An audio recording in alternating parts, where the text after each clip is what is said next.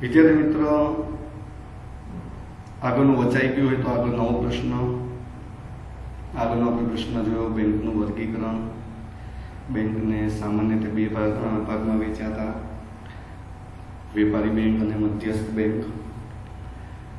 હવે આપણે પહેલા શુભ શરૂઆત કરીએ છીએ વેપારી બેંકથી। વેપારી બેંકની અંદર તો વેપારી બેંક એટલે શું તેના કાર્યો પહેલો જ પ્રશ્ન વિદ્યાર્થી મિત્ર આની અંદર કે વેપારી બેંક એટલે શું વેપારી બેંકના કાર્યો। તો પહેલા વિદ્યાર્થી મિત્ર વેપારી બેંકના કાર્યો જોતા પહેલા આપણે વેપારી બેંકની વ્યાખ્યા જોઈ લઈએ છીએ કે આ વેપારી બેંક શું છે। તો ધ્યાન આપજો કે ભારતમાં 1949 ની બેન્કિંગ કંપની ધારા મુજબ યાદ કરો વિદ્યાર્થી મિત્ર ધોરણ 11 બીએ તમે કંપની ધારો ભણ્યા હશો। કંપની ધારો નવો જે અસ્તિત્વમાં આવ્યો છે તમારા અભ્યાસક્રમમાં આવ્યો છે 2013। પણ અહીંયા વિદ્યાર્થી મિત્ર યાદ રાખજો બેન્કિંગ કંપની ધારો પૂછ્યો છે। જો બેન્કિંગ કંપની ધારો પૂછે તો 1949 અને આ મુજબ તમે જો વેપારી બેંકની આપણને વ્યાખ્યા કીધી છે કે વેપારી બેંક ધંધાદારી એકમ છે। વેપારી બેંક એ શું છે ધંધાદારી એકમ છે અને નફા માટે જ કાર્ય કરે છે।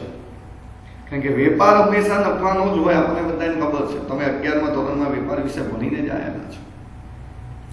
વ્યાખ્યા કઈ મુજબ આપી છે યાદ રાખજો કે ભારતમાં 1949 ની બેન્કિંગ કંપની ધારા મુજબ અને આ એક માર્ક્સનો પ્રશ્ન બન્યો બેન્કિંગ કંપની ધારો તો બેન્કિંગ કંપની ધારો 1949 અને એ મુજબ વેપારી બેંકની વ્યાખ્યા એની અંદર કીધું છે વેપારી બેંક એ ધંધાદારી એકમ છે અને ધંધાદારી એકમ હોય એટલે આપણને ખબર છે નફા માટે જ કાર્ય કરે છે। હજી એક વ્યાખ્યા આપણને કીધું છે બેંકો નાણાંની હેરફેર કરીને નફો કમાવા માટે ધંધો કરે છે।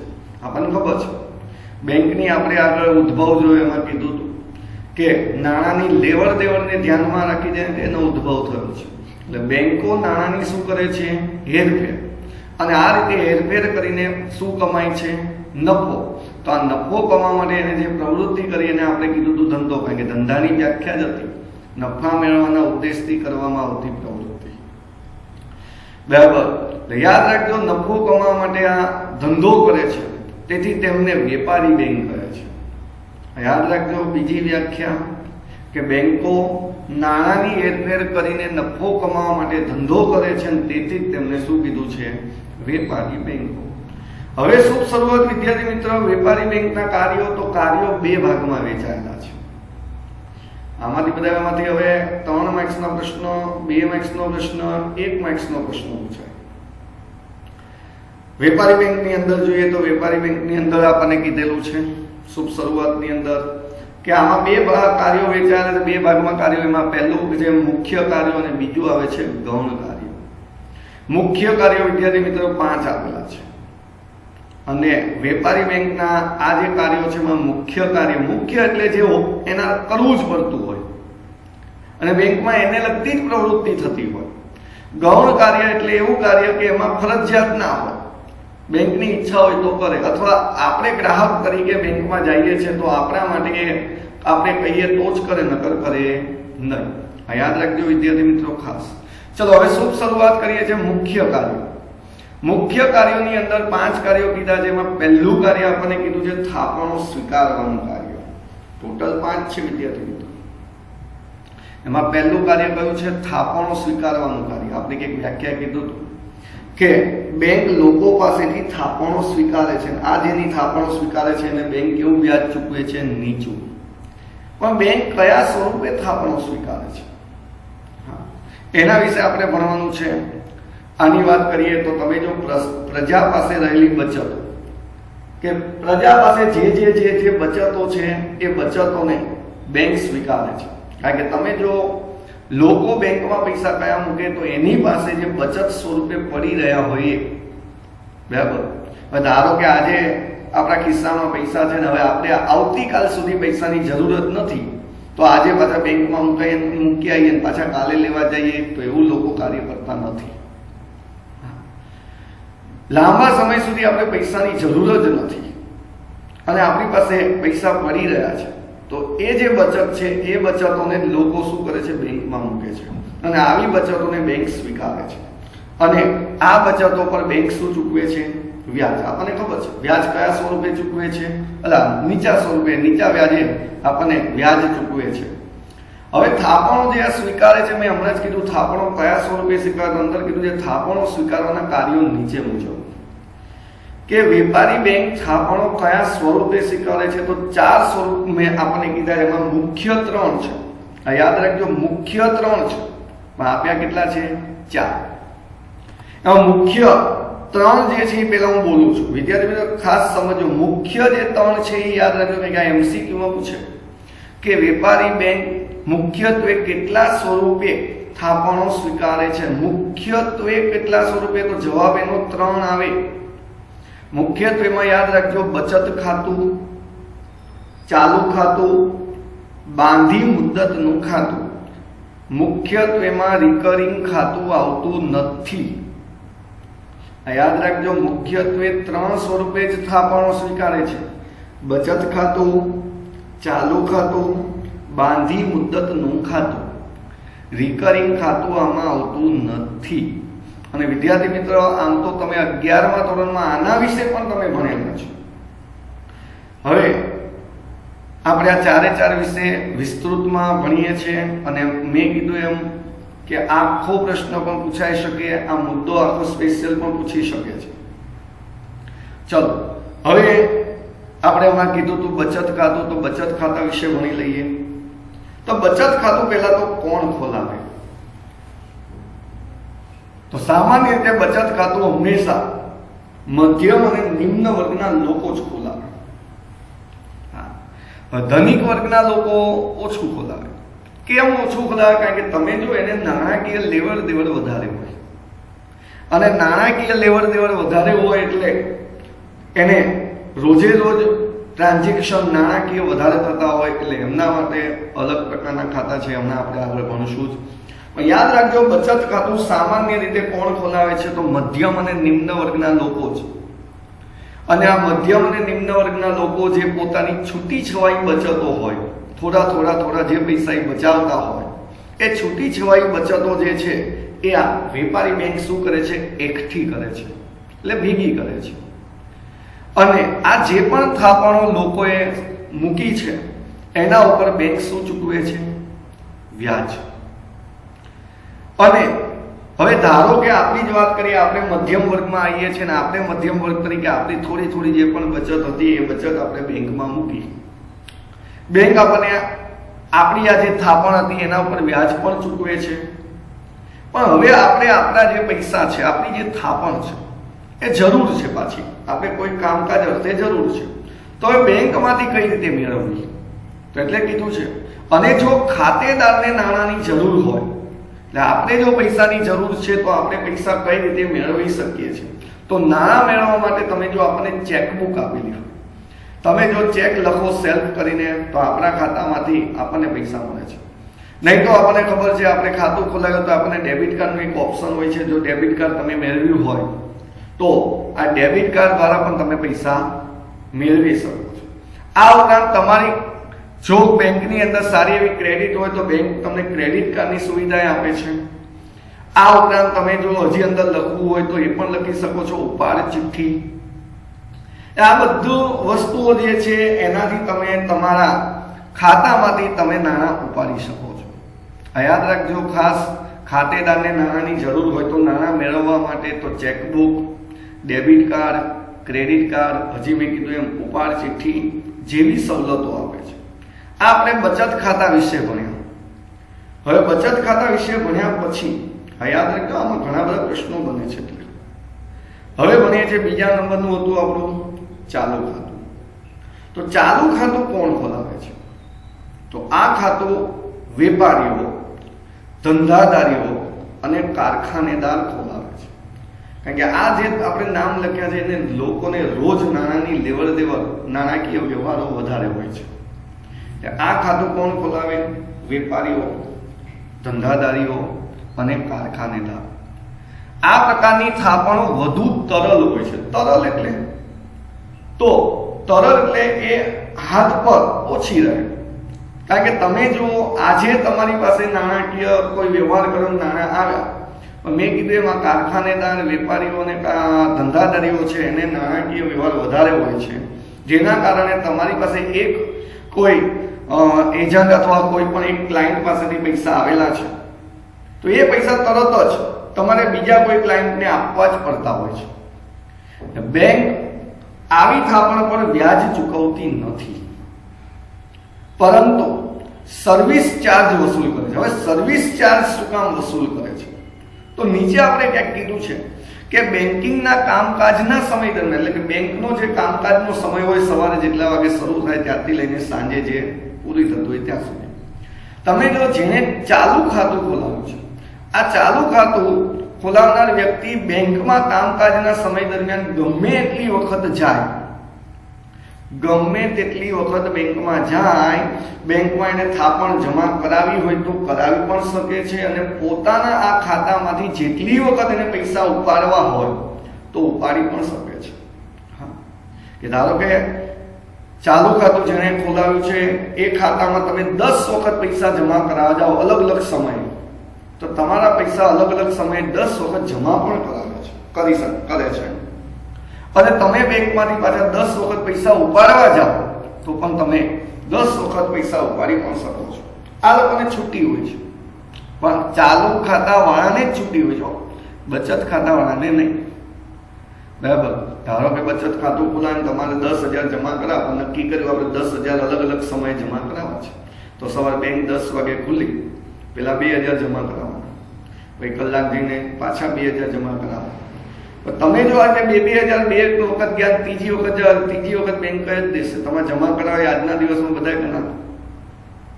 બરાબર? કેમ? કારણ કે તમે જો બચત ખાતા ઉપર બેંક વ્યાજ ચૂકવે છે, જ્યારે ચાલુ ખાતામાં બેંક વ્યાજ ચૂકવતી નથી. અને તમે 10 વખત મેં કીધું એમ પૈસા જમા કરાવવા જાઓ અથવા પૈસા ઉપાડવા જાઓ તો પણ છૂટી હોય છે. આ બધું કામ બેંક કરી આપે છે, પણ બદલામાં બેંક એનો સર્વિસ ચાર્જ વસૂલ કરે છે. વ્યાજે આપતી નથી ને એના બદલામાં સર્વિસ ચાર્જ પણ લે છે. અને ચાલુ ખાતું જેને ખોલાવ્યું છે એવા ખાતેદારને બેંક અતિરિક્ત ઉપાડની સગવડ આપે છે. વિદ્યાર્થી મિત્રો કોઈને ખબર છે અતિરિક્ત ઉપાડ એટલે? હા, કારણ કે ઘણા બધા શબ્દ એવા હોય વિદ્યાર્થી મિત્રો કે આપણને ઇંગ્લિશ આવડતા પણ એને ગુજરાતી ના આવડતું. જેમ કે તમે 11માં ભણેલા જ છો અતિરિક્ત ઉપાડનું ઇંગ્લિશ. અતિરિક્ત ઉપાડનું ઇંગ્લિશ હું હમણાં કહીશ એટલે તમને આવડતું જાય સાહેબ, આ તો આવડતું હતું મને. આ ગુજરાતી શબ્દ છે તો ગુજરાતી આપણને નહીં આવતા, ઇંગ્લિશ મેં તમને કીધું નહીં આવડતું. આવા ઘણા બધા શબ્દ વિદ્યાર્થી મિત્ર આપણને ઇંગ્લિશમાં આવડતા, ગુજરાતી ના આવડતા. જેમ કે તમે જો ટિકિટ, ટાઈ, આ શબ્દ જે છે ઇંગ્લિશ શબ્દ છે, ગુજરાતી તો વિચારવું પડે, શોધવું પડે.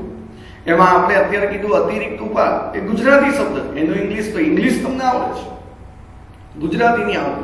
આવડતું હશે ઘણા બધા વિદ્યાર્થી મિત્રોને આવડતું હશે. આ શબ્દ તમારા એકાઉન્ટનો શબ્દ છે, એને કહેવામાં આવે છે BOD, bank overdraft. Bank overdraft શબ્દ તમે એકાઉન્ટમાં ભણ્યા છો, જે ઇંગ્લિશ શબ્દ છે એનું ગુજરાતી કહેવામાં આવે છે અતિરિક્ત ઉપાડ. અને બેંક ઓવરડ્રાફ્ટ એટલે 11માં આવ્યું છે તમારા એકાઉન્ટમાં, અને અત્યારે કદાચ 12માં આવતું હશે. તો અતિરિક્ત ઉપાડ એટલે ખાતેદારના ખાતામાં જેટલી રકમ જમા છે એના કરતા વધુ રકમ ઉપાડવાની બેંક છૂટી આપે છે. તો એ વધારાની રકમ જે ઉપાડવાની બેંકે છૂટી આપી એને કહેવાય BOD, બેંક ઓવરડ્રાફ્ટ, અતિરિક્ત ઉપાડ. કે ધારો કે આ ચાલુ ખાતું છે ને એના ખાતામાં 1 લાખ બેલેન્સ પડ્યું છે, અનિવાર્ય સંજોગો આ ચાલુ ખાતું જે ખોલાવનાર વ્યક્તિ છે એવા ખાતેદારને 1,50,000 ની જરૂર છે. તો બેંક અહીંયા 50,000 વધુ ઉપાડવાની એને છૂટી આપે છે અને 1.5 લાખ આપે. 1 લાખ તો એના ખાતામાં જમા છે, બીજા 50,000 બેંક એના તરફથી આપે છે. તો આ 50,000 જે વધારાના આપ્યા એને કહેવામાં આવે છે અતિરિક્ત ઉપાડ, ઓવરડ્રાફ્ટ. એક આ યાદ રાખજો ખાસ કે કયા ખાતામાં બેંક વ્યાજ ચૂકવતી નથી. તો ચાલુ ખાતામાં બેંક વ્યાજ ચૂકવતી નથી. કયા પ્રકારના ખાતામાં થાપણો વધુ તરલ હોય છે? તો ચાલુ ખાતામાં. આ એક માર્ક્સના પ્રશ્નો છે, આ યાદ રાખજો ખાસ. હવે વિદ્યાર્થી મિત્ર ત્રીજો મુદ્દો જોઈએ છે રિકરિંગ ખાતું. રિકરિંગ ખાતાની વાત કરીએ તો આ પણ બચત ખાતા જેવું જ એક ખાતું છે, પણ મેં કેવું કીધું છે મુખ્ય પૂછે તો 3 જ, મુખ્ય પૂછે તો કેટલા? 3 જ. આ ખાતું જે છે બચત ખાતાની જેમ છે એટલે એને ગણતરીમાં લીધું નથી. આ ખાતું બચત ખાતાની જેમ એક પ્રકારનું ખાતું છે કે જે વ્યક્તિ એક સાથે બચત ન કરી શકતી હોય તો તે વ્યક્તિ દર મહિને ચોક્કસ રકમ પોતાના ખાતામાં જમા કરાવે. ધારો કે આપણે અમુક લોકો એવા હોય જેને જે પણ ધંધો બિઝનેસ જે પણ કાર્ય કરે છે એમાં એની એક સાથે બચત ના થતી હોય. ધારો કે નક્કી કર્યું હોય કે આપણે 5000 જમા બચત થાય પછી આપણે બેંકમાં જમા કરશું, પણ 5000 થતા જ ના હોય, 5000માં ખૂટતા જ રહેતા હોય. તો પછી આવા વ્યક્તિએ ત્યાં રિકરિંગ ખાતું ખોલાવી દેવું છે.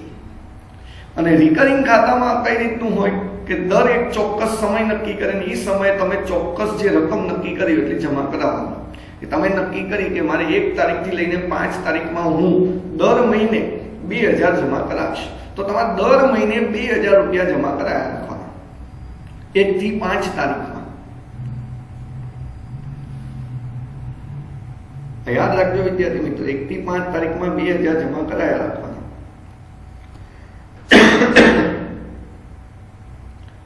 હવે તમે જો આ જે પણ રકમ જમા કરાવી છે એ જમા કરાયેલી રકમ પર બેંક વ્યાજ ચૂકવે છે. એટલે જો બચત ખાતામાં વ્યાજ મળતું હતું, રિકરિંગ ખાતામાં પણ વ્યાજ મળે છે.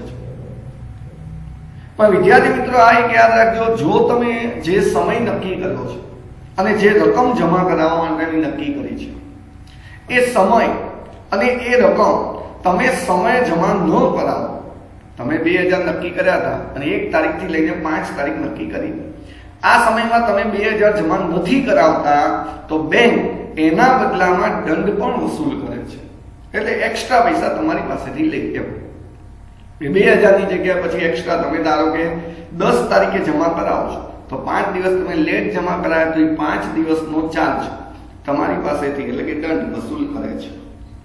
રિકરિંગ ખાતું બચત ખાતા જેવું જ એક ખાતું છે, આ એક યાદ રાખજો ખાસ. છેલ્લું આવે છે બાંધી મુદ્દતનું ખાતું. કે આ એક માર્ક્સમાં વ્યાખ્યા પૂછાય, બાંધી મુદ્દત એટલે કે મુદ્દતી થાપણ એટલે શું? કે જ્યારે નક્કી થયેલી સમય મર્યાદા સુધી બેંકમાં થાપણો જમા કરાવવામાં આવે, કે અગાઉથી કહી જ દેવાનું કે 5 વર્ષ સુધી આ થાપણને જમા રાખવાની છે, ત્યારે તેને મુદ્દતી થાપણ કહેવામાં આવે છે. મુદ્દતી થાપણ એટલે યાદ રાખજો નક્કી થયેલી સમય મર્યાદા સુધી બેંકમાં થાપણો જમા જ રહે ત્યારે એ મુદ્દતી થાપણ કહેવામાં આવે છે. અને આવી મુદ્દતી થાપણ હંમેશા લાંબા ગાળાની જ હોય. કે 5 વર્ષ સુધી આપણે પૈસાની જરૂર જ નથી તો પછી 5 વર્ષ માટે આપણે બેંકમાં મૂકી દીધું, તો એ લાંબા સમય સાધન માટે મૂકી દીધી છે. અને આવી થાપણો પર બેંક સૌથી વધારે વ્યાજ ચૂકવે છે. આ એક માર્ક્સનો પ્રશ્ન, કઈ થાપણ પર બેંક સૌથી વધારે વ્યાજ ચૂકવે છે? તો બાંધી મુદ્દત અથવા તો મુદ્દતી થાપણ પર. કઈ થાપણ પર બેંક વ્યાજ ચૂકવતી જ નથી? તો ચાલુ ખાતાની થાપણ પર. અને આ થાપણો ઉપાડવા માટે પણ તમે જો બેંક ઓવરડ્રાફ્ટ, અહીંયા આવ્યું ને પાછું આપણે ઇંગ્લિશ શબ્દ લખ્યું બેંક ઓવરડ્રાફ્ટ, ત્યાં પણ લખી શકો અતિરિક્ત ઉપાડની સગવડ તમને પૂરી પાડે છે. એક્ઝામ્પલ તરીકે તમે 5 લાખ રૂપિયા 6 વર્ષ માટે બેંકમાં મૂક્યા, 5 લાખ રૂપિયા 6 વર્ષ માટે બેંકમાં મૂક્યા. આપણે એવું હતું કે 6 વર્ષ સુધી આપણે પૈસાની જરૂર જ નથી અને એટલે આપણે બેંકમાં મૂકી દીધા. પણ 2 વર્ષ થયા અને અનિવાર્ય સંજોગો આપણે ઘરે નાણાંની તાત્કાલિક જરૂર પડી. 2 વર્ષ પછી એવા કોઈ સંજોગો સર્જાયા જેના કારણે આપણે પૈસાની જરૂર પડી, તો એવા સમયે આપણે પૈસાની જરૂર છે ને આપણે તો 6 વર્ષ માટે બેંકમાં મૂક્યા, હજી 4 વર્ષ બાકી છે આપણે, અને જો બેંકમાં આપણે હવે મુદ્દતી થાપણ પછી ઉપાડવા જઈએ છીએ તો બેંક તમને એક આ સુવિધા આપે. બેંક એમ કહેશે કે તમે તમારી જે થાપણ 6 વર્ષ માટે મૂકી છે એમને રહેવા દો, અત્યારે તમારે જેટલી થાપણની જરૂર છે એ જરૂર છે બેંક તમને એના પૈસા તમને આપશે. તમારી જે મુદ્દતી થાપણ છે એમને જ રહેવા દે છે. પણ તમારે જે જરૂર છે, ધારો કે 1 લાખની જરૂર છે, તો 1 લાખ બેંક પોતાના તમને આપશે. હવે તમે જો પૈસા 1 લાખ રૂપિયા લઈ લીધા છે અને તમારે જે જરૂરિયાત ઉદ્ભવી છે એ પતી ગઈ છે, તો આ 1 લાખ રૂપિયા જો તમે દઈ શકતા હોય તો એ દઈ શકો છો. નહીં તો તમારે આ 6 વર્ષ પછી જે પૈસા તમને પાછા રિટર્ન આવવાના છે, બેંક એ 1 લાખ એના અને એના જે વ્યાજ થતું હશે એ આ તમારામાંથી લઈ લેશે અને બાકીના ઉપરના તમને આપી દેશે. બાંધી મુદ્દતના ખાતામાં એક આ બેંક ઓવરડ્રાફ્ટની સગવડ બેંક આ રીતે આપે છે. યાદ રાખજો, બેંક ઓવરડ્રાફ્ટની સગવડ બેમાં આવી, ચાલુ ખાતામાં આવી અને બાંધી મુદ્દતના ખાતામાં આવી, જેને આપણે કહીએ છીએ મુદ્દતી થાપણ. અને મોટા ભાગે મુદ્દતી થાપણ, તો મુદ્દતી થાપણ કોણ ખોલાવે છે, આ ખાતું કોણ ખોલાવે છે? ખાતું ખોલાવે છે જે લોકોને લાંબા સમય સુધી થાપણની જરૂર ના હોય. યાદ રાખજો ખાસ. અને આ પ્રશ્ન આખો આવી રીતે પૂછાય છે કે વેપારી ખાતાનું થાપણ સ્વીકારવાનું કાર્ય વિસ્તૃત સ્વરૂપમાં સમજાવો. તો આખું અહીંયા સુધી તમારે સમજાવવું પડશે. 3 માર્ક્સમાં આખું આ પૂછી શકે, એટલે ધ્યાન આપજો.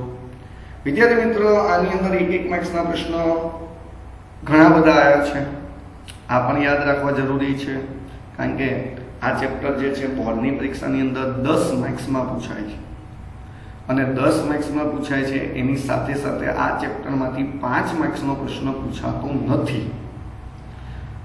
5 માર્ક્સનો પ્રશ્ન ના પૂછાય એટલે આપણને ખબર પડી ગઈ 1 માર્ક્સ, 2 માર્ક્સ અને 3 માર્ક્સમાં પૂછાય.